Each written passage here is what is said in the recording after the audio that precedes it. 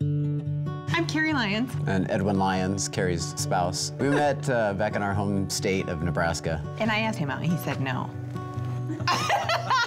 It is on video now. It's on video, and it is true. I did, and believe me, it was very difficult to say no because I thought she was out of my league to begin with. We were living in Omaha, Nebraska, and we decided to start a new life, so we moved to Salt Lake City. And at that point, we had been married for 7 years, and we thought that that was a good time to start a family. And we were able to become pregnant very easy, so we were thrilled. We just really felt like it was a perfect moment. We didn't know how tragic life was going to turn. At 5.5 months pregnant, we were in the hospital, and the doctors and the nurses said, "You are in labor, and there's nothing that we can do to stop it, and your baby is not going to make it." When you think about words that define your life, hearing those words, "he's not going to make it," just changed ours in an instant. A year almost to the day that we lost our little baby, I was diagnosed with endometrial cancer, cancer of the uterus.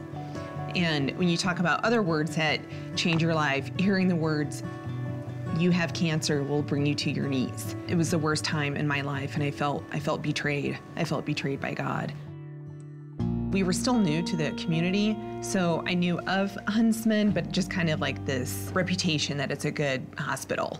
But then I realized that it's not a hospital that you're walking through. The lobby is just so full of hope, and it's warm and it's inviting, and everyone is treating you like you're their priority. As my healing progressed, I really understood under all the sadness and despair that there was a journey that I was supposed to be on, and my life wasn't supposed to be defined by having cancer. It was supposed to be defined by what I had to give. After we learned that we would not be able to have a biological child, Carrie says, "You know what we need to do to raise money for our adoption? We need to bike from the Huntsman Cancer Institute all the way back to our hometown of Omaha, Nebraska. And not only that, we should totally donate 20% of whatever we make back to the Huntsman Cancer Institute." It was enlightening to hear Carrie have this zest for getting back up on her feet. So at the time, as outrageous of an idea as that seemed, I was excited, and I said, "Totally, yeah, let's do that. Let's push our limits and let's make this thing happen." It was difficult, it was challenging. Are we at the top yet? But it was exhilarating. It was so much better than being in the hospital with cancer. It was so much better than that.